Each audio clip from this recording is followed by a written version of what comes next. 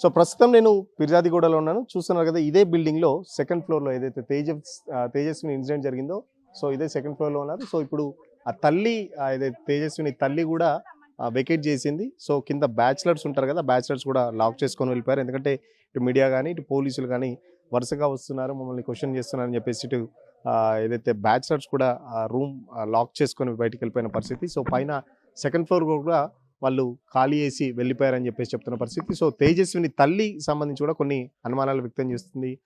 తేజస్విని తల్లి ఏదైతే బిహేవియర్ ఉందో దానికి కూడా చాలా వరకు అనుమానాలు అయితే మనకు వ్యక్తమవుతున్నాయి. ఎవరు మీడియా వాళ్ళ మీద కూడా తేజస్విని తల్లి కసురుకుంటున్న పరిస్థితి. క్వశ్చన్స్ కూడా సరిగా ఆన్సర్ చెప్పట్లేదు.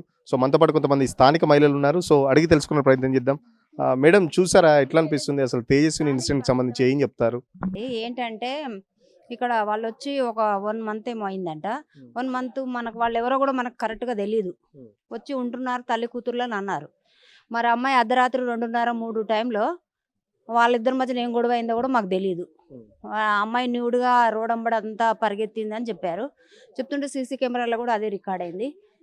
ఏం సంగతి అంటే వాళ్ళ అమ్మ కరెక్ట్గా మాకు సమాధానం ఏం చెప్పట్లేదు. ఏమైంది అమ్మ, ఏంటి మరి మేము భయపడతాం కదా, అట్లా ఏంటంటే అసలు ఏం చెప్పట్లేదు. మీరు ఓనర్సా, మీరు ఎందుకు అడుగుతున్నారు అంటారు. అరే మేము చుట్టుపక్కల ఉంటాం అమ్మ, కాలనీలో మా సొంత ఇల్లు, మరి మీరు ఇట్లా చేస్తుంటే ఎట్లా న్యూసెన్స్ అంటే వాళ్ళ మదర్ ఏం కరెక్ట్ మనకు సమాధానం అయితే చెప్పలేదు. నెల రోజుల నుంచి వాళ్ళ బిహేవియర్ ఎట్లా, మీకు ఏమైనా అనుమానాస్పదంగా ఏమైనా ఉందా? వాళ్ళు అసలు కనబడలేదు. వాళ్ళు పైన ఉండేవాళ్ళు, అసలు కిందికి అనేది రాలేదు. అసలు వాళ్ళు కనబడలేదు ఎవరికి కూడా. వచ్చిన 1 మంత్ వాళ్ళు ఏంటో ఏం సంగతో మనకు కూడా తెలియదు కదండి. మేము ఓన్గా ఇక్కడ 30 ఏళ్ళ నుంచి ఉంటున్నాం. వాళ్ళు కొత్తగా వచ్చారు, ఈ ఇల్లు కూడా కొత్తగా కట్టారు 2 years బ్యాక్. అంతే, మనకు అంతకు మించి ఏం తెలియదు అండి. వాళ్ళు ఏమైనా వంట చేసుకునే వాళ్ళ, లేకపోతే ఫుడ్ ఎట్లా వాళ్ళు ఏమైనా ఆర్డర్ చేసి? ఇంట్లో అయితే మనం ఏం చూడలేదండి, అవన్నీ మనకేం తెలియదు. అది బిల్డింగ్ లో వాళ్ళని అడగాల, మేము ఇక్కడ పక్కన ఉంటాం, అది మనకేం తెలియదు అసలు. ఎట్లా అనిపించింది మేడం, ఒక ఆడపిల్ల అర్ధరాత్రి నగ్నంగా తిరుగుతున్న తర్వాత మళ్ళీ, సో దానికి సంబంధించి చాలా అనుమానాలు వ్యక్తపరుస్తున్నాయి. ఇది చాలా దారుణం. అసలు అది ఆమె తల్లియా కాదా, తనతోనే ఏదైనా ప్రాబ్లమా, ఆ పాపనే మెంటల్గా ఏదైనా ప్రాబ్లమా అనేది ట్విస్ట్ యాక్చువల్గా.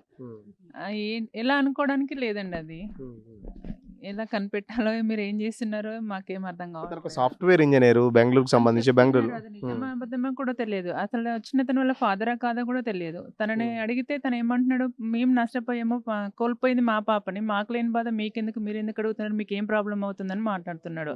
సో అతని తండ్రి అయినా డౌట్. వాళ్ళు వచ్చి 20 days అవుతుందంటే ఎవరికి కనిపించలేదు కూడా. నేనైతే చూడలేదు, మాది ఇదే బిల్డింగ్, నేనైతే ఎప్పుడు అంతగా అబ్జర్వ్ చేయలేదు వాళ్ళని.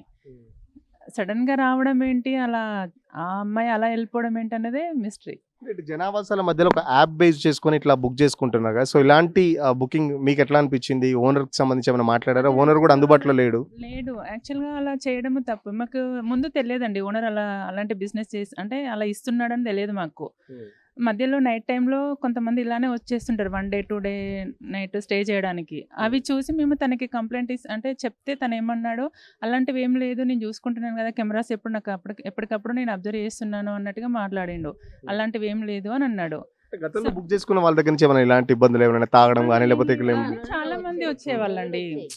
మనకి టైంలో వెహికల్స్ ఎక్కువ వచ్చి రోడ్డు మీద పార్క్ చేసి ఒక్కొక్కసారి 5-6 members 10 members అన్నోన్ పీపుల్స్ వస్తే మనకి పిల్లలు మేము ఉంటాం కదా, కొంచెం భయంగానే ఉంటుంది కదా. సో ఆ రకంగా అసలు ఏం జరుగుతుంది అన్నట్టుగా ఇట్లా అని తనకి చెప్తే తను అలాంటిది ఏం లేదండి, ఎవరు వస్తున్నారు ఎవరు పోతున్నారు అనేది మేము కెమెరాస్ చూసుకుంటున్నాను, అలాంటి ఇబ్బంది ఏం రాదు అని అన్నాడు. సో ఇంకా మేము కూడా పెద్దగా మళ్ళీ కాల్ చేయలేదన్నమాట. ఇప్పుడు ఈ ఇన్సిడెంట్ తర్వాత ఇక మాకు చాలా ఇంకా భయం పెరిగిపోయింది. అసలు తను ఏం చేస్తున్నాడు, తను ఏం పట్టించుకుంటున్నాడు, ఏం లేదు అని మాకేం అర్థం కావట్లేదు.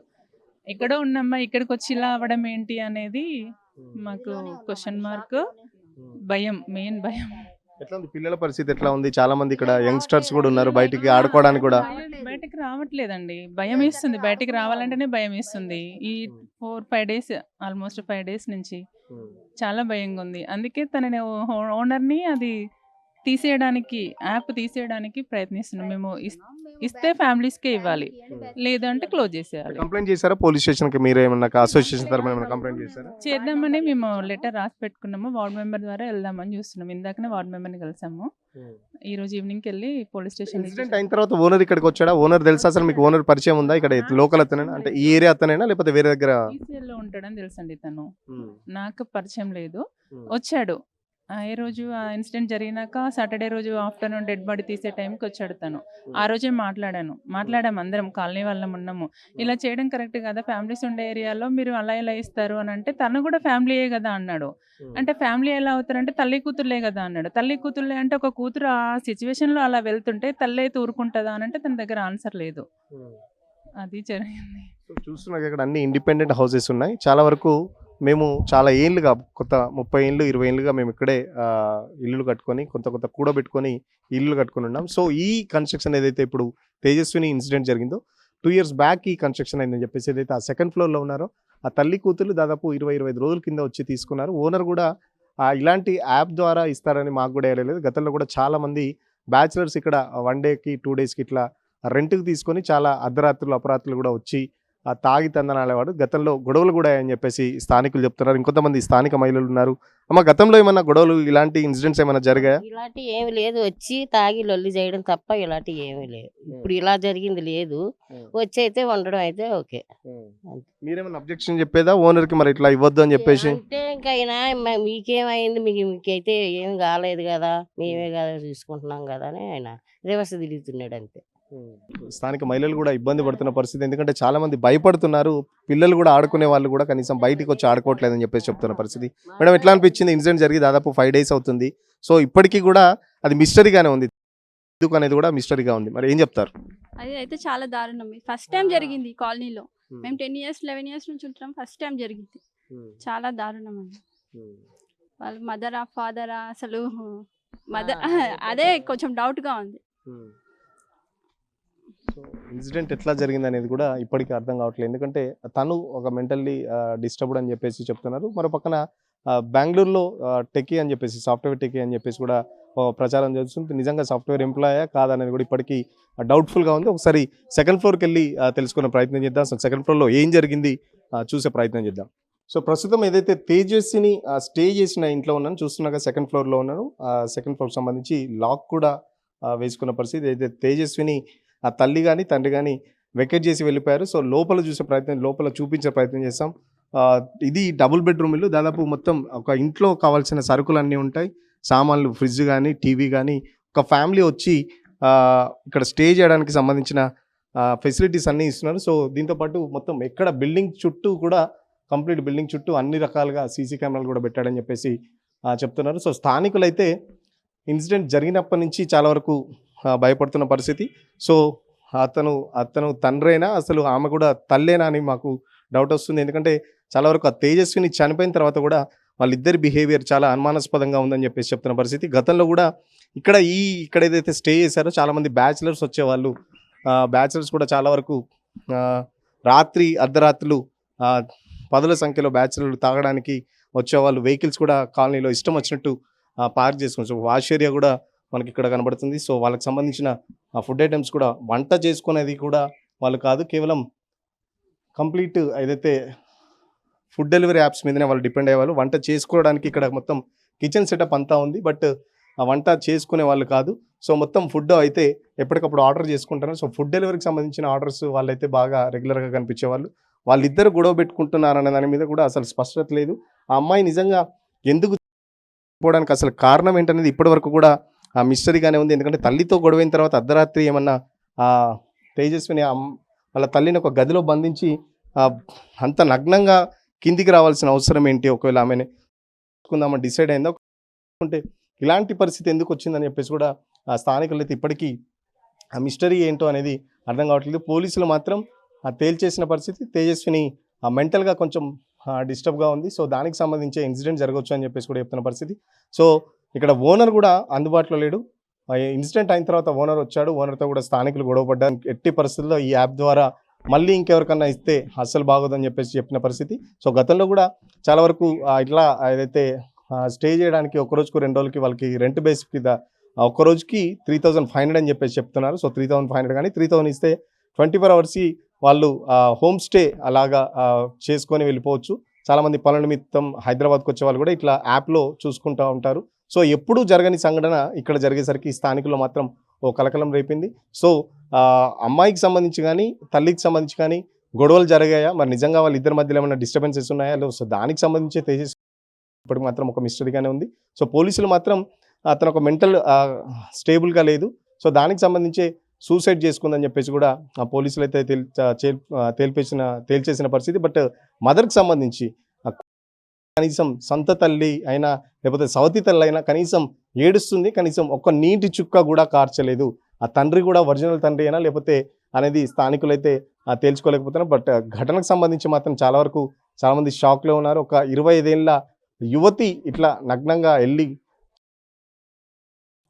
చాలా వరకు బాధేస్తుందని చెప్పేసి కూడా స్థానికులు చెప్తున్నారు. సో ఇలాంటి ఘటన జరగకుండా ఉండాలంటే పోలీసులు ఇలాంటి హోమ్ స్టేల మీద కఠినమైన చర్యలు తీసుకోవాలని చెప్పేసి చెప్తున్నారు. సో ఓనర్కి సంబంధించి ఇప్పటికే ఏదైతే సొసైటీ ఉందో ఈ కాలనీకి సంబంధించి వాళ్ళు కూడా లోకల్ నాయకులతో కలిసి పోలీస్ స్టేషన్ కూడా వెళ్ళే ప్రయత్నం చేస్తున్నారు. ఖచ్చితంగా ఓనర్ మీద చర్యలు తీసుకోవాలి.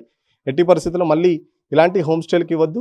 ఇదంతా చూస్తున్నారు కదా, మొత్తం అందరూ రెగ్యులర్గా ఉండేవాళ్ళు ఇక్కడ స్టే చేస్తున్నారు. 10-20 ఏళ్ళకి వెళ్ళి రెంట్కి ఉన్న వాళ్ళు ఉన్నారు, లేకపోతే ఇక్కడే స్థిరపడే వాళ్ళు కూడా ఉన్నారు. సో ఇది కేవలం 2.5 years బ్యాక్ ఈ ఇల్లు అయితే కన్స్ట్రక్షన్ చేశాడు. సో కింద ఫ్లోర్లో కానీ గ్రౌండ్ ఫ్లోర్లో బ్యాచులర్స్ ఉంటారు, ఫస్ట్ ఫ్లోర్లో ఒక ఫ్యామిలీ ఉంటుంది, వాళ్ళు కూడా చాలా రోజుల నుంచి ఉంటున్నారు. బట్ ఇదైతే ఈ హోమ్ స్టే లాగా ఇవ్వడం చాలా వరకు అయితే ఇప్పుడు స్థానికులను అయితే కలవరపెడుతుంది. సో ఖచ్చితంగా ఈ హోమ్ స్టేకి సంబంధించి ఓనర్కి అయితే గట్టిగా చెప్పడం జరిగిందని చెప్పేసి కూడా స్థానికులు చెప్తున్నారు. సో సీసీ కెమెరాలు చూస్తే కూడా మొత్తం బిల్డింగ్ చుట్టూ ఓనర్ కూడా అదే చెప్తున్నట్లు, చాలామంది వస్తున్నారు పోతున్నారు, మాకు డిస్టర్బెన్స్గా ఉంది కాలనీలో అని చెప్తుంటే కూడా అది మా ఇల్లు అని కొంచెం రెక్లెస్గా కూడా సమాధానం చెప్పాడని చెప్పేసి కూడా ఓనర్కి సంబంధించి చెప్పేస్తున్నారు. సో అన్ని సీసీ కెమెరాలు ఉన్నాయి, నేను ఇంటి దగ్గర నుంచి అబ్జర్వ్ చేస్తాను, ఏదైనా ఇన్సిడెంట్ అయితే నేను వెంటనే వస్తానని చెప్పేసి కూడా ఆ ఓనరు నచ్చజెప్పే ప్రయత్నం చేస్తున్నాడు. బట్ వీళ్ళు మాత్రం చాలా షాక్లో ఉన్నట్టు తెలుస్తుంది. సో తేజస్విని ఇప్పటికైతే మిస్టరీగానే ఉంది. సో తల్లికి సంబంధించి కూడా ఏదైతే తల్లి తండ్రి ఎవరైతే ఉన్నారో వాళ్ళు కూడా వెకేట్ చేసి వెళ్ళిపోయారు. ఎందుకంటే రెగ్యులర్గా మీడియా వాళ్ళు రావడం కానీ ఇటు పోలీసులు రావడం కూడా, సో వాళ్ళు కూడా విజయనగరంకి వెళ్ళారా మరి ఇంకెక్కడికి వెళ్ళారు అనేది కూడా ఒక మిస్టరీయే. దీనికి సంబంధించి ఆ తేజస్విని ఇన్సిడెంట్కి సంబంధించి అయితే ఇప్పటికీ ఒక మిస్టరీగానే చెప్పొచ్చు. అసలు ఆ అమ్మాయి నగ్నంగా ఎందుకు రావాలి, ఏదైతే ఈ బెడ్రూమ్లో ఉంది, ఈ బెడ్రూమ్లోంచి ఆ అమ్మాయి తన బట్టలు అటు బ్యాక్ సైడ్ బిల్డింగ్లోకి విసిరేసిన పరిస్థితి. సో విండోస్ కూడా క్లోజ్ చేశారు, లోపల నుంచి ఓపెన్ కావట్లేదు. సో ఆ తేజస్విని అక్కడి నుంచి తన బట్టలు కానీ తన ఏదైతే మొబైల్ కానీ ఇవన్నీ ఆ బిల్డింగ్కి విసిరేసి ఆ పక్క బిల్డింగ్లోకి వాళ్ళ గోడ దూకి వాళ్ళని కూడా రాత్రి 2:30 గంటల సమయంలో వాళ్ళ డోర్ కూడా నాక్ చేసిందని చెప్పేసి, బట్ వాళ్ళు తీయకపోవడంతో మళ్ళీ ఇటు వచ్చేసి కింద బ్యాచ్లర్ సంబంధించి వాళ్ళని డోర్ కొట్టే ప్రయత్నం చేసింది. వాళ్ళు కూడా ఒక్కసారిగా షాక్ తిన్నారు, ఎందుకంటే 2:30కు ఒక అమ్మాయి బట్ట లేకుండా రావడం చూసి వాళ్ళు కూడా ఏదైతే బ్యాచిలర్స్ కూడా షాక్ తిన్న పరిస్థితి. సో అమ్మాయి వెళ్ళడంతో వెంటనే వీళ్ళు కూడా అమ్మాయిని కాపాడే ప్రయత్నం చేశాం, బట్ ఆ అమ్మాయి మాకు దొరకలేదు. తర్వాత మళ్ళీ ఆ చెరువులో బ్యాచిలర్స్ చెప్తున్నారు. సో బ్యాచిలర్స్ కూడా వెకేట్ చేసి వెళ్ళిపోయిన పరిస్థితి, ఎందుకంటే చాలా వరకు మీడియా వాళ్ళు కానీ లేకపోతే ఇటు స్థానికులు కూడా ఊకే వచ్చి ఏమైంది మీకేమైనా చెప్పిందా అని చెప్పేసి కూడా పెద్ద ఎత్తున ఎంక్వైరీ చేయడంతో బ్యాచిలర్స్ కూడా ఇబ్బంది పడుతున్న పరిస్థితి. సో తేజస్వినికి సంబంధించి మిస్టరీ అయితే కొనసాగుతుంది. సో ఖచ్చితంగా ఏదైతే ఓనర్ మీద చర్యలు తీసుకోవాలి, తేజస్విని ఏదైతే ఇన్సిడెంట్కి సంబంధించి పూర్తి వివరాలు పోలీసులు వెల్లడించాలి, దానికి సంబంధించి లోతైన విచారణ జరపాలని చెప్పేసి కూడా స్థానికులు చెప్తున్నారు. ఎందుకంటే ఒక 25 ఏళ్ళ అమ్మాయి సంబంధించి సరే ఆమె మెంటల్గా డిస్టర్బ్ అయినా కూడా దానికి సంబంధించి లేకపోతే ఇంకా తల్లి ఏమైనా కారణాలు, ఎందుకంటే 2:30 రాత్రి తన తల్లిని ఒక రూమ్లో లాక్ చేసి తను కిందికి వచ్చిందంటే అసలు నిజంగా వాళ్ళిద్దరి మధ్యలో ఏమైనా గొడవైందా అనేది కూడా ఎవరికి క్లారిటీ లేదు, అసలు ఏం జరిగిందనే దానికి సంబంధించి ఎవరికి క్లారిటీ లేదు. సో తేజస్విని తల్లికి సంబంధించి కూడా తను కూడా కొంచెం మెంటల్గా డిస్టర్బ్ ఉందని చెప్పేసి కూడా చెప్తున్న పరిస్థితి. 20 రోజులుగా వీళ్ళు వచ్చారు, బట్ ఎప్పుడు కూడా కింద వాళ్ళతో మాట్లాడే ప్రయత్నం కానీ లేకపోతే కింద కనబడే ప్రయత్నం కూడా చేయలేదు. కేవలం స్విగ్గీ జొమాటో వాళ్ళు వస్తారు, ఫుడ్ ఇస్తారు, వెళ్ళిపోతారని చెప్పేసి కూడా చెప్తున్న పరిస్థితి. ఇన్సిడెంట్కి 2 రోజుల ముందే ఇంకొక వీడియో కూడా బయటకు వచ్చింది. తేజస్విని తన సూట్ కేసుతో ఏదైతే బయటికి వెళ్ళి వచ్చిందో మరి ఎక్కడికి వెళ్ళి వచ్చిందో కానీ ఇల్లు దొరకక తచ్చాడుతున్న వీడియో కూడా మనకు ఒకటి వీడియో అయితే కనబడుతుంది. సో నిజంగా ఆ ఇన్సిడెంట్లో ఆ సీసీ ఫుటేజ్లో వస్తే ఖచ్చితంగా తేజస్విని కొంచెం మెంటల్గా డిస్టర్బ్ అయిందని చెప్పుకోవచ్చు, ఎందుకంటే ఈ పక్క గల్లీలోనే తన ఇల్లు కోసం వెతుకుతున్న పరిస్థితి. సో ఆ వీడియో కూడా మనకు కొద్దిసేపటి క్రితం స్థానికులు కూడా చూపెట్టారు. సో ఆ వీడియోలో చూస్తే మాత్రం ఖచ్చితంగా తేజస్విని ఏదైతే కొంచెం మెంటల్గా డిస్టర్బ్ అయిందని చెప్పేసి అర్థమవుతుంది. సో ఎందుకంటే పక్క గల్లీలోనే ఇల్లు వెతుకుంటుందంటే తను నిజంగా మెంటల్గా డిస్టర్బ్ అయింది అనుకోవచ్చు. బట్ మెంటల్గా డిస్టర్బ్ అవ్వడానికి ఏం కారణాలు ఉన్నాయి ఏంటి అసలు అనేది పోలీసుల లోతైన విచారణలో తేలాల్సింది.